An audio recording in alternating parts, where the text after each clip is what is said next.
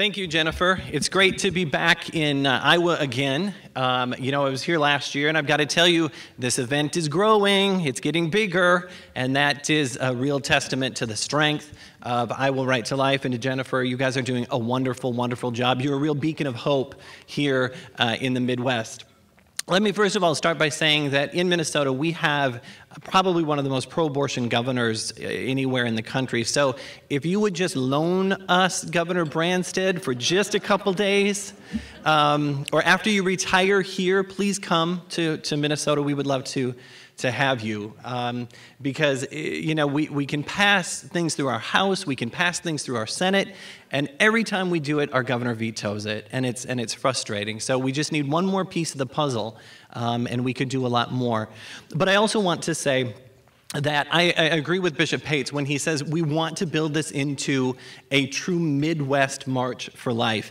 And I know today we also have with us Julie Schmidt-Albin from Nebraska Right to Life. Julie, if you're here, if you could stand up. Julie came as well from Nebraska.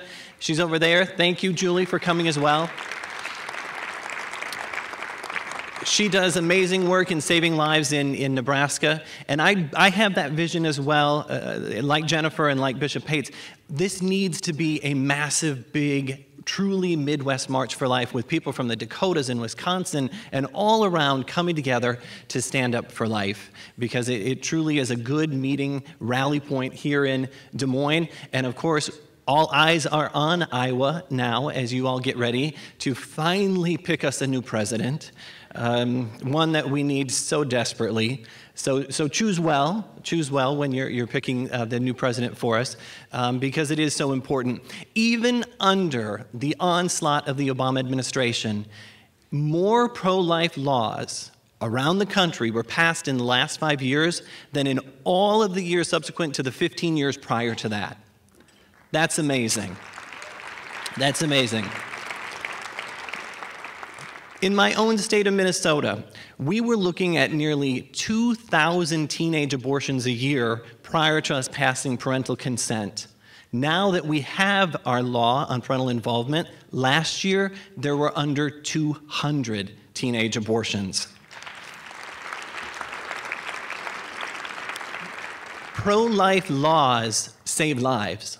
And as Governor Branstad said, we don't want to pass legislation just to make a statement. We want to pass legislation that will stick, that will be upheld, and that will actually save those lives.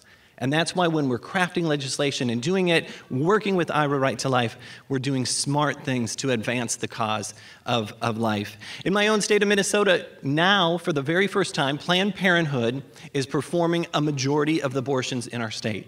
We used to have 7 abortionists. Thank God we're down to 5. But Planned Parenthood now is doing a majority of them. But as we say here in the Midwest, the bigger you are, the harder you fall. And that's what's going to happen to Planned Parenthood. The inner workings of Planned Parenthood and their grisly trade that they do and their ultimate grab for money is waking America up.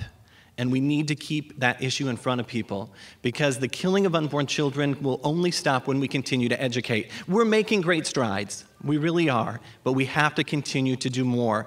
So thank you all for coming today. It's wonderful to be part of this event. Next year, I'm going to come back again, and I'm going to make a commitment to you, Jennifer. I'm not coming alone. We're going to bring a bus. All right? We're going to bring a bus.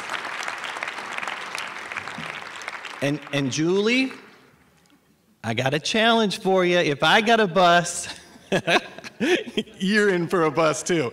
Because we're going to build this event, because it's wonderful. Keep on working, keep on struggling, keep on praying, keep on donating, keep the cause of life in front of the people of Iowa and in front of the Midwest, because life is worth it. With life, it opens up so many opportunities. It opens up the floodgates of love. So keep fighting for love, keep fighting for life. Thank you.